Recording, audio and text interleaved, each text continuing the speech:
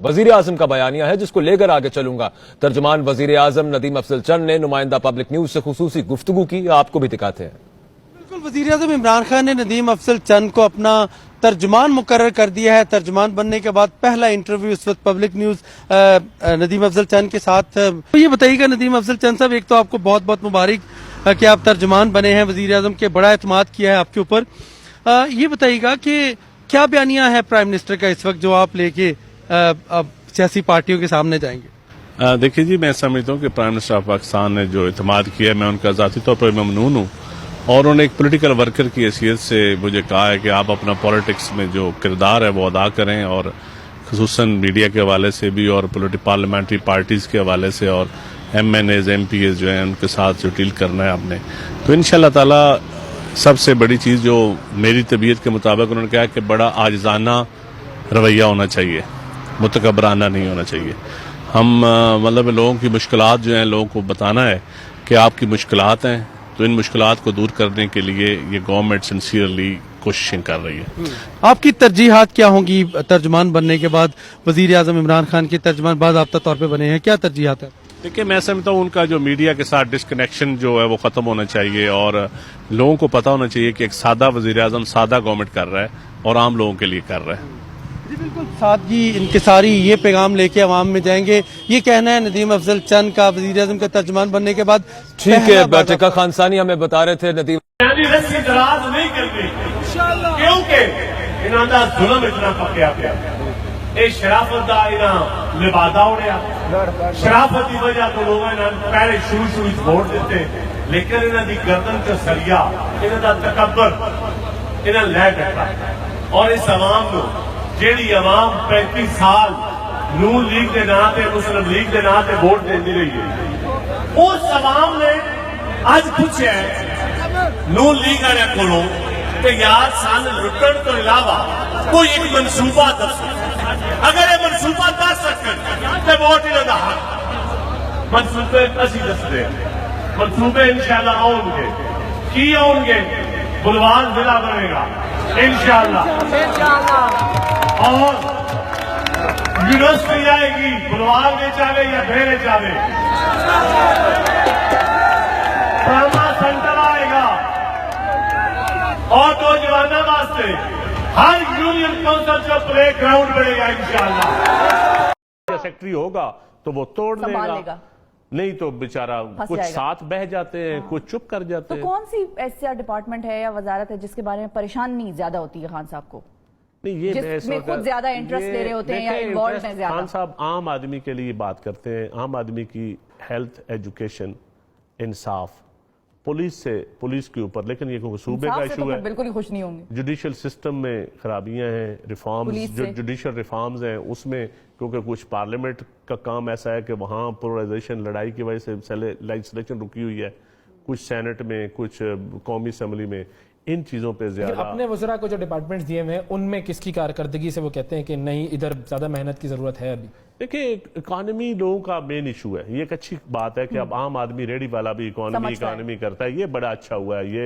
ये मैं आप मीडिया को भी क्रेडिट देता हूँ इसमें, और ये इसमें सारी सिविल सोसाइटी, ये वरना हमें क्या पता होता था इधर लोग क्या GDP, हमें एक शरह नमूद कभी अफरात-ए-ज़ार कभी इन्फ्लेशन, अंग्रेजों की एक उछाड़ बछाड़। हाँ, बिल्कुल। लेकिन वो लोग आहिस्ता आहिस्ता अब आवाम के सामने एक्सपोज हो गए, अब उनको कारकर्दगी अपनी दिखानी पड़ेगी, और मैं समझता हूँ वो उनके ऊपर जिम्मेदारी भी ज्यादा बनती।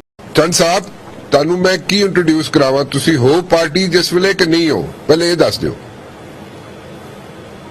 आपने मुझे इंटरव्यू के लिए बुलाया है, ये चीज पूछने के लिए बुलाया? मैंने इंटरव्यू के लिए बुलाया, लेकिन मैं साथ इंट्रोडक्शन भी कराऊं कि तहरीके इंसाफ में आप हैं अभी तक के नहीं है? मैं बिल्कुल तहरीके इंसाफ का हिस्सा हूँ जनाब राणा साहब। अच्छा, चलो, वेरी गुड, बड़ी अच्छी बात। राणा साहब जन सब वास्ते होता है, सब वास्ते की मतलब है? जो स्टूडेंट्स के लिए, प्रोसेसिंग यूनिट्स के लिए, कमर्शियल एक्टिविटीज के लिए, एग्रीकल्चर एक्टिविटीज के लिए, मेन सरगोदा के लिए, तो ये पुराना अजनाला रोड है, और यहाँ 10,000 डेली ट्रांसपोर्ट इस पे काउंट होती है। ये बहुत पुराना सर्वे है। 1 लाख कंटेनर एनुअल इस पे गुजरता है।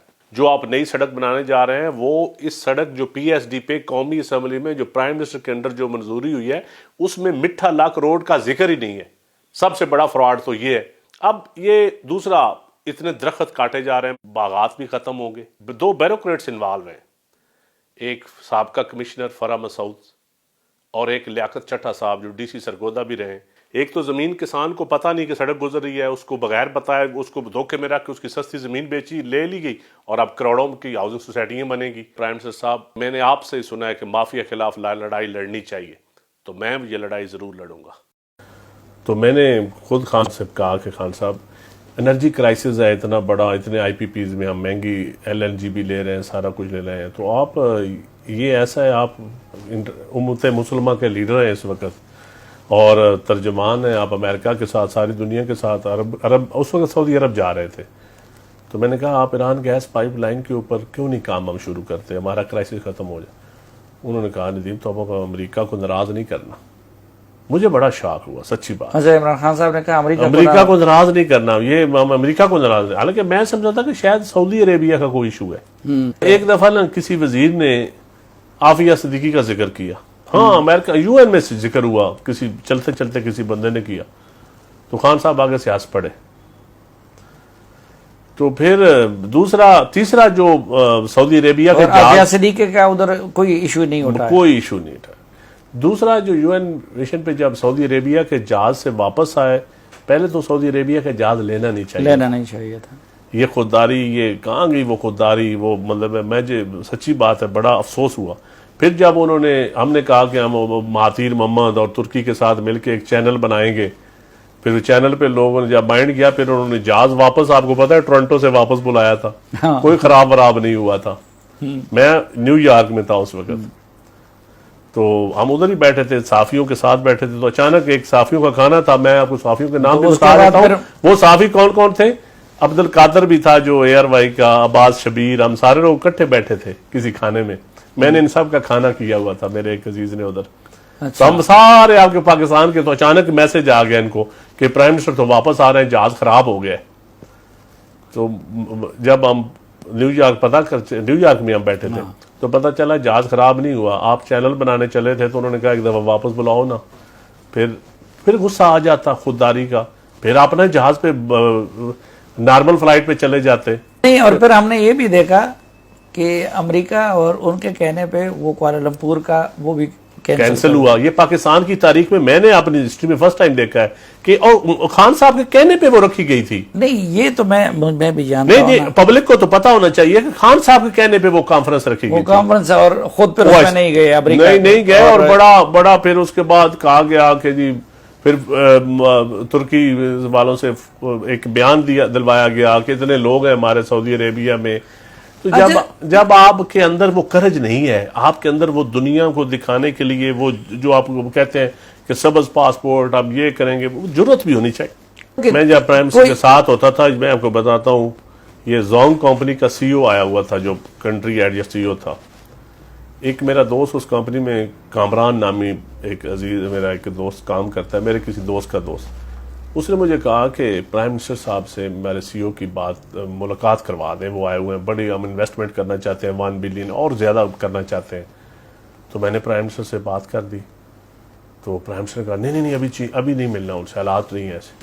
अच्छा, चीनियों से नहीं मिलना। मैं हैरान रह गया, मैंने कहा यार एक सीईओ एक तरह वो कह रहा है मैं इतनी इन्वेस्टमेंट हमारे डिजोंग कंपनी का, यकीन करें मुलाकात नहीं मैं करवा सका। ये चंद चीजें मैं आपको चंद चीजें जो मैं हैरान हो गया। मैंने कहा ये आजाद खारजा पॉलिसी नहीं। तो फिर मैं अगली एक और मिसाल दूं आपको। ये जो एक हुआ था, क्या नाम, डीटीएच की एक नीलामी हुई थी आईटी सेक्टर में, 3 कंपनीज को मिले थे, उनके एनओसी रोक दिए गए। यकीन करें मैंने आर्मी चीफ साहब से भी बात की, उनका मैं चेक करवाता हूँ, वहां उधर आए पीएम ऑफिस में, मैंने प्राइम मिनिस्टर से बात की। मैंने कहा जी ये पता चला मुझे कि जी वो एक कंपनी के पीछे चाइनीज है, इसलिए उनको एनओसी नहीं दिया जा रहा। ये इतना सी पैक और इतना इन्वेस्टमेंट, इतना प्रेशर लेते थे छोटी छोटी चीजों का, उनके वीजों में भी बहुत प्रॉब्लम। और फिर मैं हैरान हूं, ये खारजा, आजाद खारजा प्रेशर की बातें, ये मैं वो बातें कर रहा हूं, ये मेरा चैलेंज है। ये बातें गलत साबित हो जाए मैं सियासत छोड़ दूंगा। यकीन जाने मियां साहब को खुद इमरान खान साहब ने 15 मिनट कैबिनेट में वकालत की कि मियां साहब इतने बीमार हैं, उनको जाने देना चाहिए। भाई बात तय थी, अगर आपकी जनरल बाजवा साहब ने सिफारिश की थी या जनरल फैज साहब ने की थी या जिसने भी की थी, जब आपकी बात तय थी तो हमें तो ना फरार लगाया जाए।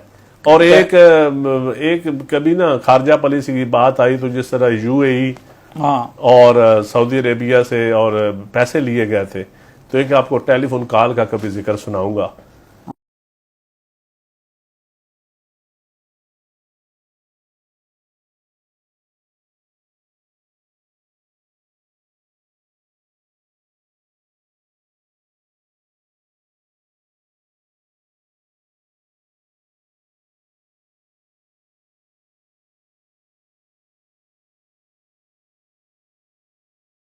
हाँ, ये नदीम अफजल चंद साहब का जो पार्टी छोड़ने का फैसला है तहरीक इंसाफ, ये उनका जाती फैसला है और इस फैसले में हम भाइयों की या वालिद साहब की उन्हें तायद हासिल नहीं है। उन्होंने बेहतर समझा अपने लिए कि वो पाकिस्तान पीपल्स पार्टी के साथ बेहतर चल सकते हैं। उन्होंने अपनी राय हमसे जुदा कर ली, सियासी राय, और हम उनके इस फैसले में उनके बिल्कुल साथ नहीं है। हमारे पास पाकिस्तान तहरीक इंसाफ का मैंडेट है, हम अपने मैंडेट की पासदारी करेंगे और पाकिस्तान तहरीक इंसाफ के साथ हैं और हमें इमरान खान पर मुकम्मल एतमाद है।